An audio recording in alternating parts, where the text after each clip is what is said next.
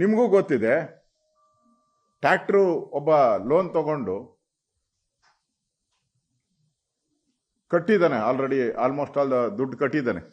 5 ಲಕ್ಷ ತಗೊಂಡಿದ್ದಾನೆ, 2 ಲಕ್ಷ ಏನೋ ಕಟ್ಟಿದ್ದಾರೆ, 2 ಲಕ್ಷ ಪೂರ್ತಿ. ಈಗ ಟ್ಯಾಕ್ಟ್ರ್ ರಿಪೇರಿಗೆ ಬಂದಿದೆ, ಅವನ ಕೈಲಿ ಕಟ್ಟಕ್ಕಾಗ್ತಾ ಇಲ್ಲ. ಈಗ ಅವನಿಗೆ ತಮಿಳ್ನಾಡಿಂದ ನೋಟಿಸ್ ಬಂದಿದೆ, ತಮಿಳ್ನಾಡು ಕೋರ್ಟಿಂದ. ನಮ್ಮ ಮುಖ್ಯಮಂತ್ರಿ ಇಮಿಡಿಯೇಟ್ ಆಗಿ ನನಗೆ ಹೇಳಿಬಿಡಿ ಅಂತಾರೆ. ತಮಿಳ್ನಾಡಿಂದ ಕೋರ್ಟಿಂದ ನೋಟಿಸ್ ಬಂದ್ರೆ ಈ ಮುಖ್ಯಮಂತ್ರಿಗೆ ಹೇಳಿದ್ರೆ ಎಷ್ಟು, ಬಿಟ್ರೆ ಎಷ್ಟು? ಬೆಳಗಾವಿಯಲ್ಲಿ ಮೈಕ್ರೋ ಫೈನಾನ್ಸ್ ಹಸುಗೂಸಿರೋ ಅಂತ ಒಬ್ಬ ತಾಯಿ ಅವ್ರ ಮನೆಯವ್ರನ್ನೆಲ್ಲ ಎತ್ತು ಆಚೆ ಹಾಕಿದಾಳೆ. ಅವ್ರು ಹೇಳ್ತಾರೆ, ನನ್ನ ಮಗುಗೆ ಹಾಲು ಉಣ್ಸಕ್ಕಾದ್ರೂ ಅವಕಾಶ ಕೊಡಿ ಅಂತ. ಹಾಲು ಉಣ್ಸಕ್ಕೂ ಅವಕಾಶ ಕೊಡದೆ ಎತ್ತು ಬೀದಿಗೆ ಹಾಕಿದ್ದಾರೆ.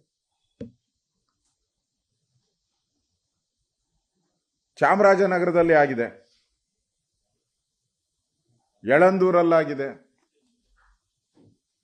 ಎಲ್ಲ ಕಡೆನೂ ಕೂಡ ದೌರ್ಜನ್ಯ ಮಾಡ್ತಾ ಇದ್ದಾರೆ. ನಾನು ಮುಖ್ಯಮಂತ್ರಿ ಸಿದ್ದರಾಮಯ್ಯನವರು ಹೇಳಿದ್ರು, ಇದಕ್ಕೋಸ್ಕರ ವಿಶೇಷವಾದಂತ ಒಂದು ಕಾನೂನನ್ನ ತರ್ತೀನಿ ಅಂತ. ಅದೇ ಸುಗ್ರೀವ, ವಾಲಿ ಸುಗ್ರೀವ ಇದ್ರಲ್ಲ, ಆ ಸುಗ್ರೀವಾಗ್ನೆ ತರ್ತೀನಿ ಅಂದ್ರು. ಅದೇನೋ ಹೇಳ್ತಾರಲ್ಲ,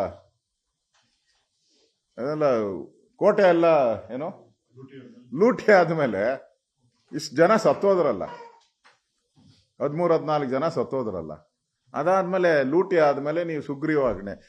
ನಾನು ಹೇಳ್ತೀನಿ, ಇರೋ ಕಾನೂನೇ ಐತಲ್ಲ, ಇರೋ ಕಾನೂನಲ್ಲೇ ನೀವು ಅವ್ರನ್ನೆಲ್ಲ ಬಂಧಿಸ್ಬೋದಾಯಿತು. ಅಕ್ರಮ, ಬಡವ್ರ ಮೇಲೆ ಒತ್ತಡ, ಬಡವ್ರನ್ನ ಮೇಲೆ ಹಲ್ಲೆ, ಮನೆಯಿಂದ ಹೊರಗಾಕಿರೋ ಅಂಥದ್ದು. ನಿಮ್ ಮನೆಯಿಂದ ಹೊರಗಡೆ ಹಾಕ್ಬೇಕಾದ್ರೆ ಕಾನೂನು ಪ್ರಕಾರ ಏನು ಹೇಳುತ್ತೆ? ನೋಟಿಸ್ ಕೊಡಬೇಕು. ಅವ್ರಿಗೆ 15 ದಿನನೋ 1 ತಿಂಗಳೋ ನೋಟಿಸ್ ಕೊಡಬೇಕು. ಕೊಟ್ಟಾಗಿಲ್ಲ ಅಂದ್ರೆ ಮೇಲೆ ಅದನ್ನ ತಗೊಂಡೋಗಿ ಕೋರ್ಟ್ಗೆ ಹಾಕ್ಬೇಕು. ಕೋರ್ಟ್ ಅವರು ಅದನ್ನ ಎವಿಕ್ಷನ್ ಮಾಡಬೇಕು. ಈ ಮನೆ ಖಾಲಿ ಮಾಡುವಂತ ಎವಿಕ್ಷನ್ ಇದಾರ? ಆ ಥರ ಎವಿಕ್ಷನ್ ಬಂದಿರೋಂಥ ಕೋರ್ಟಿಂದ ಆರ್ಡರ್ ಎವಿಕ್ಷನ್ ಇದೆ? ಇಲ್ಲ. ಪೊಲೀಸರು ಇದ್ರ ಮೇಲೆನೆ ಕ್ರಮ ತೆಗೆದುಕೊಳ್ಬೋದಾಯ್ತಲ್ಲ. ಇಷ್ಟೆಲ್ಲ ನನಗೆ ಇನ್ಫಾರ್ಮೇಶನ್ ಬಂದಿರೋದು, ಮಾಧ್ಯಮದಲ್ಲೂ ಬಂದಿದೆ. ಇದಕ್ಕೆಲ್ಲ ಪೊಲೀಸರು ಸಹ ಸಹಕಾರಿ ಅಂತೆ, ಏಜೆಂಟ್ ಅಂತೆ. ಈ ವಸೂಲಿಗೆ ಪೊಲೀಸರು ಸಹ ಇದರಲ್ಲಿ ಶಾಮೀಲಾಗಿದ್ದಾರೆ ಅಂತ ಹೇಳಿ, ಅಂದ್ರೆ ವಸೂಲಿ ಮಾಡೋದ್ರಲ್ಲಿ ಪೊಲೀಸರು ಕೂಡ ಅವ್ರು ಸಹಕಾರ ಕೊಡ್ತಾ ಇದ್ದಾರೆ ಈ ಮೈಕ್ರೋ ಫೈನಾನ್ಸ್ಗೆ ಅಂತೇಳಿ ಆಪಾದನೆಯನ್ನ ಜನ ಮಾಡ್ತಾ ಇದ್ದಾರೆ. ಈಗ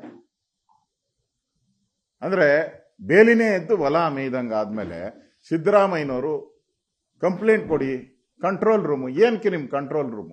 ನೆನ್ನೆನೋ ಯಾರೋ ಕಂಟ್ರೋಲ್ ರೂಮ್ ಫೋನ್ ಮಾಡಿ ಹೇಳಿದ್ದಾರೆ, ಮನೆಯಿಂದ ಆಚೆ ಆಗ್ತಾ ಇದ್ದಾರೆ ನೋಡಿ ಅಂತ. ರಿಪ್ಲೈ ಇಲ್ಲ, ಅದು ಕಂಟ್ರೋಲ್ ರೂಮಿಂದ ರಿಪ್ಲೈನೇ ಇಲ್ಲ. ನೀವು ಸುಗ್ರೀವಾಣೆ ತತ್ತೀನಿ ಅಂತ ಹೇಳಿ ಅವಾಗೆ 3-4 ದಿನ ಆಗೋಯ್ತು. ಏನಾನ ಒಂದು ಇಂಪ್ರೂವ್ ಆಗಿದೆಯಾ? ಇವತ್ತು ಆತ್ಮಹತ್ಯೆ ಆಗಿದೆ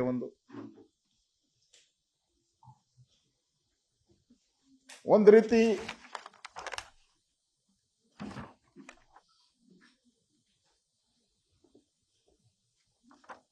ಇನ್ ಕೆಲವರು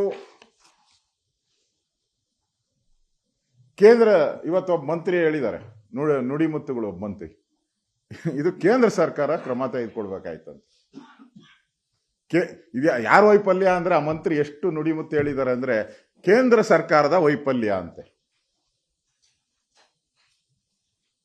ನಿಜಕ್ಕೂ ನಿಮ್ಗೆಲ್ಲ ಅವಾರ್ಡ್ಗಳನ್ನ ಕೊಡ್ಬೇಕು. ಯಾವ ಅವಾರ್ಡ್ ಅಂತ ಹುಡುಕಿ ಕೊಡ್ಬೇಕು ನಿಮ್ಗೆ. ಬಡ್ಜೆಟ್ ಅಲ್ಲಿ ಈ ಸರಿ ಬಡ್ಜೆಟ್ ಮಾಡಕ್ಕೆ ಹಣ ಇಲ್ಲ. ಸಾಲ ಮಾಡಬೇಕು. 1,05,000 ಕೋಟಿ ಏನೋ ಎಸ್ಟಿಮೇಟ್ ಆಗಿದೆ ಈಗ ಆಲ್ರೆಡಿ. ಮೊನ್ನೆ ಮುಖ್ಯಮಂತ್ರಿಗಳು ಹೇಳ್ತಾರೆ ಕೇಂದ್ರ ಸರ್ಕಾರ ಅನುದಾನ ಕೊಡಬೇಕು ಅಂತ. ಇವ್ರು ಬಡ್ಜೆಟ್ ಮಾಡೋದಕ್ಕೆ, ಸಿದ್ದರಾಮಯ್ಯನವ್ರು ಬಡ್ಜೆಟ್ ಮಾಡೋಕ್ಕೆ ಕೇಂದ್ರ ಸರ್ಕಾರ ಅನುದಾನ ಕೊಡಬೇಕಂತ. ಅವಾಗೆ ಒಂದು ಕೇವಿಯಟ್ ಹಾಕ್ಬಿಟ್ರು. ಯಾಕಂದ್ರೆ ಸಾಲ ಮಾಡಿದಾಗ ಜನ ಕೇಳ್ತಾರಲ್ಲ, ಜನ ಅಚ್ಚಿಮಾರಿ ಆಗ್ತಾರಲ್ಲ ಇವ್ರಿಗೆ. ಅದನ್ನು ತಪ್ಪಿಸ್ಕೊಳಕ್ಕೆ, ಈ ಚೀಮಾರಿಯನ್ನು ತಪ್ಪಿಸ್ಕೊಳಕ್ಕೆ ಕೇಂದ್ರ ಕೊಡಬೇಕಾಯ್ತು. ಇನ್ನು ನಮ್ಮ ಡೆಪ್ಟಿ CM ಅವರು ಇನ್ನೂ ಒಂದು ಹೆಜ್ಜೆ ಮುಂದೆ ಹೋಗಿ ಬೆಂಗಳೂರಿಗೆ 60,000 ಕೋಟಿ ಕೊಡ್ಬೇಕಂತ. ಏನು ಮನಮೋಹನ್ ಸಿಂಗ್ ಅವರು ಪ್ರಧಾನಮಂತ್ರಿ ಆಗಿದ್ದಾಗ ಈ ವಿಜಯನಗರದಾಗ ಅದೇನೋ ಹೇಳ್ತಾ ಇದ್ರಲ್ಲ, ಅದೇನೋ ಶೇರ್ಗಳೆಲ್ಲ ಅಳೆದು ತುಂಬಿ ಕೊಡ್ತಾ ಇದ್ರಲ್ಲ, ಚಿನ್ನನ ಇದನ್ನೆಲ್ಲ ಮುತ್ತು ರತ್ನಗಳನ್ನ ಅಳೆದು ಕೊಡ್ತಾ ಇದ್ರು ಯಾರೋ ಮನಮೋಹನ್ ಸಿಂಗ್. ಅದ್ ನಿಂತೋಗಿದೆ ಅಂತೆ, ಇವಾಗ ಕೇಳ್ತಾ ಇದಾರೆ ಇವರು. ಕನ್ನಡಿಗರ ಮೆಚ್ಚಿನ ನಿಮ್ಮ ನ್ಯೂಸ್ 18 ಕನ್ನಡ ಈಗ ವಾಟ್ಸ್ಆಪ್ನಲ್ಲಿಯೂ ಲಭ್ಯ.